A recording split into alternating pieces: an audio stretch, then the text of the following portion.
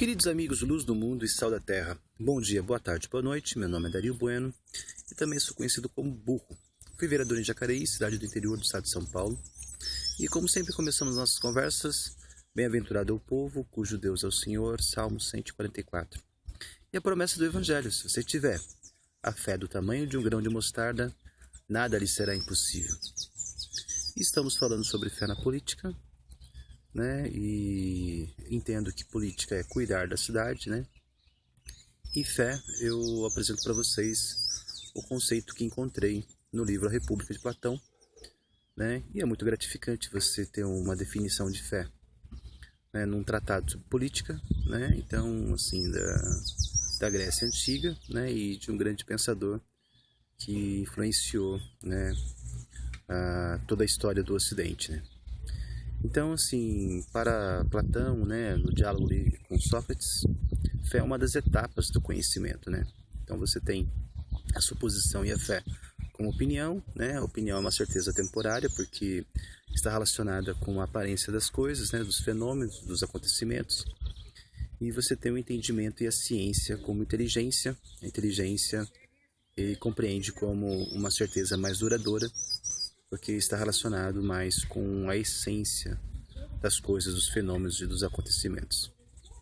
Então, dito isso, né, é importante a gente saber que como a gente enriquece, né, o nosso pensamento, né, ampliando os vocabulários, né, e também é muito necessário que a gente, aos poucos, a gente vá se alfabetizando, né, em grego também, né, conhecendo palavras gregas, né, que são chaves, né, para o raciocínio filosófico, né.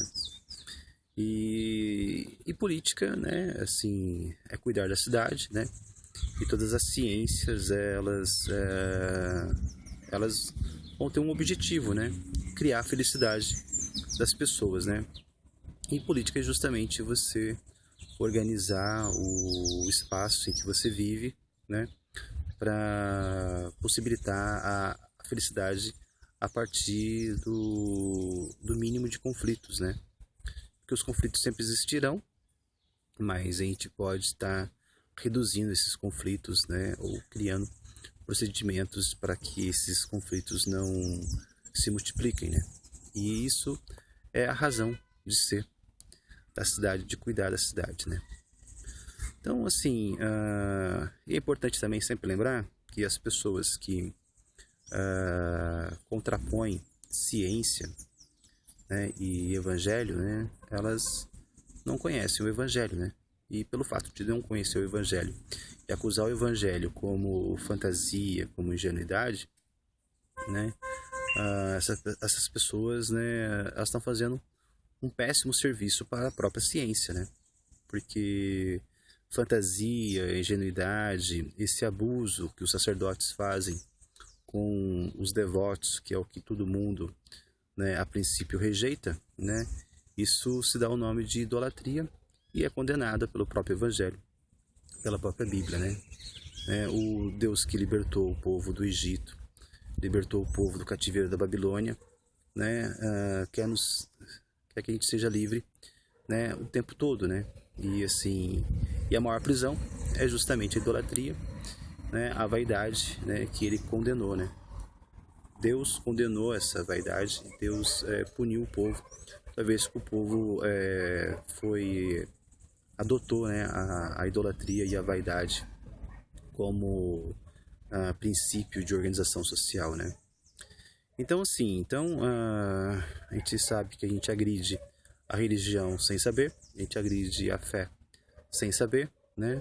A gente agride o evangelho sem saber e assim, e se você faz isso por ignorância, você jamais poderá fazer isso em nome da ciência, né? Porque ciência é justamente o oposto de ignorância. E fé, né?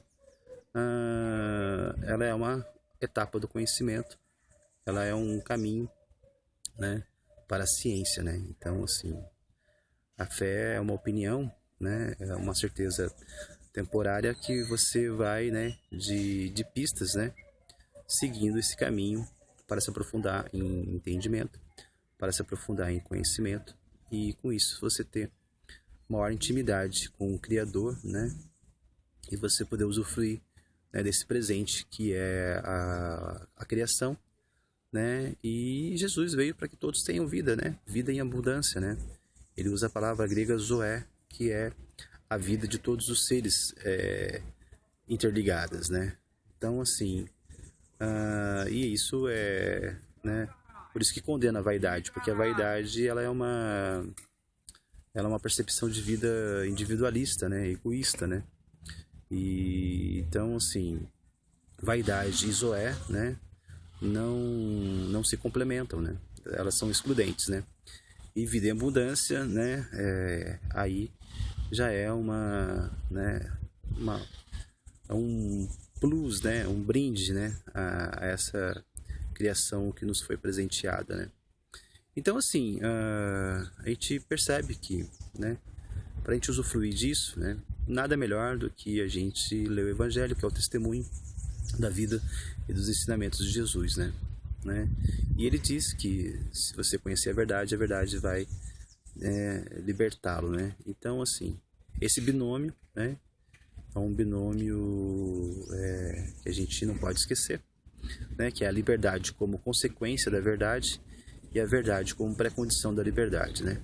Então, precisamos ser livres, né? E tudo que tenta restringir a nossa liberdade, principalmente de pensamento, porque é através do pensamento, é por meio da inspiração que a gente estabelece essa intimidade com o Criador, né?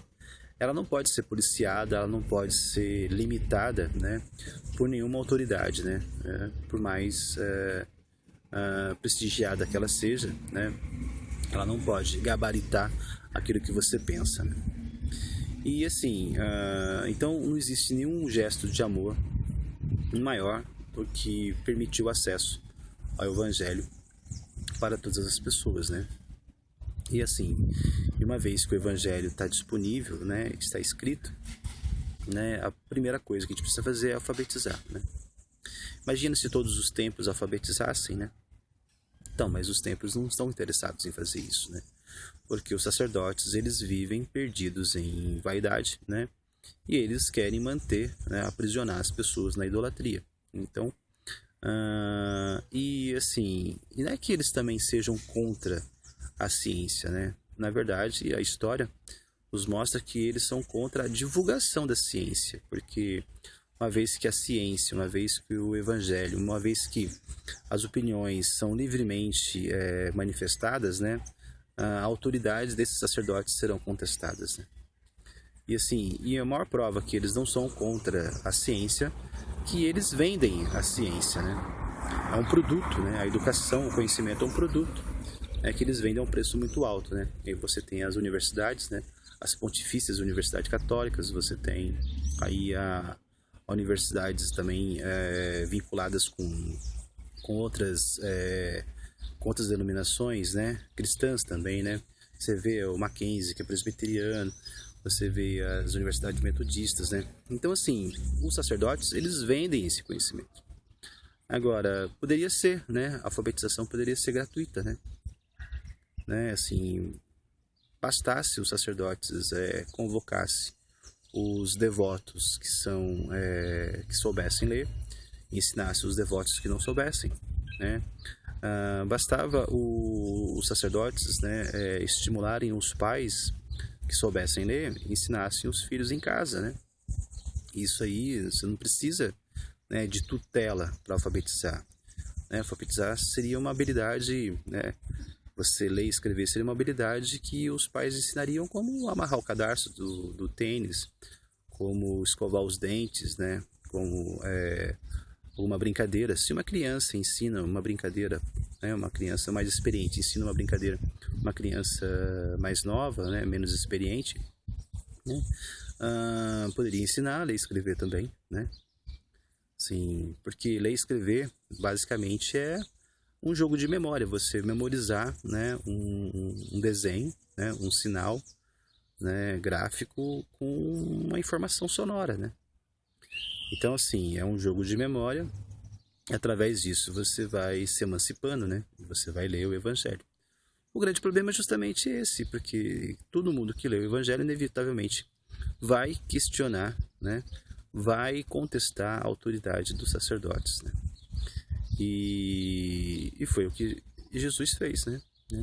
Jesus contestou a autoridade dos sacerdotes, porque eles estavam induzindo as pessoas ao erro, né? Mais envolvidas com rituais e idolatrias do que com as próprias escrituras, né? Então, assim, qual foi o fim disso? Os sacerdotes, né, conspiraram, né, e assassinaram Jesus, né? Os sacerdotes que deveriam reconhecer o Messias, né? A gente confia que os sacerdotes tenham sensibilidade e preparo para reconhecer o Messias, mas eles não reconheceram, perseguiram quem reconheceu, né? E ainda o assassinaram, né? Então, assim, a gente precisa, né, tá sempre fugindo da idolatria e da vaidade, né? Embora isso seja uma fraqueza nossa, né? O que acontece, né? Os professores, né, eles foram formados por esses sacerdotes no início, né? E eles preservam, né, isso também, né? Eles preservam a autoridade incontestável, né? Porque eles foram condicionados a isso e eles acabam, né, exigindo isso, né, dos estudantes, né? E isso, né, cria uma série de revoltas, né, de tumulto, né? Então, assim, os professores repetem, muitas vezes inconsciente, né, esse péssimo hábito dos sacerdotes, né? Isso quando não é consciente, né? Que muitas vezes é consciente, sim, esse comportamento, né? E esse comportamento precisa ter uma reflexão sobre isso, né? Para que isso possa ser mudado, porque muitas vezes não prevalece a razão, o que prevalece são as opiniões autorizadas, né? E isso aí é confirmado, né, pelo catecismo, que é um hábito de instrução, né, dos sacerdotes, né, e percebe isso pelo vestibular, pelos concursos públicos que existem, né. É certa a resposta que é esperada por eles, né, a resposta autorizada, né, e passa de uma opinião autorizada, né, muitas vezes não é a razão, né. Então, assim, e aí a gente vê que o professor ele se perde nessa vaidade, né. Os mais tímidos, né, acabam esperando aí uma devoção dos seus estudantes, né, e os menos tímidos, né, acabam exigindo essa devoção dos estudantes, que é o aspecto, né, pior do sacerdote, né. E mesmo os professores que se julgam ateus, agnósticos, né, preservam essa vaidade, né, assim, eles não colocam Deus, fé no contexto da sua exigência, né, mas são vaidosos o bastante para exigir essa devoção, essa admiração dos estudantes, né, que é o pior traço dos sacerdotes, né. Então, assim, a gente tem que estimular a leitura, né, do Evangelho. Isso se dá, né, primeiramente pela alfabetização, para que as pessoas se emancipem, né, para que as pessoas conheçam a verdade e por meio dessa verdade, né, elas possam se libertar, né, que por meio da fé elas possam fazer esse caminho, né, de se enraizar, né, no conhecimento, né, e, né, por mais que a pista seja mínima, né, um grão de mostarda, né, mas ela possa, né, procurar nutrientes no solo, né, e se expandir, né, e ser frondoso e abrigar as aves, né. Então, assim, essa é a beleza do Evangelho, do conhecimento, da opinião e da liberdade e verdade, né, num binômio dentro do Evangelho, né. Então, assim, não podemos fazer nenhum desserviço à ciência, né? Não podemos acusar o Evangelho, né, e nem os devotos, os fiéis, né, porque eles são vítimas da idolatria, da vaidade, né, e da má fé dos sacerdotes em que eles confiam. Cara, isso para todos vocês, e a gente continua falando com respeito do Sura sobre fé e política.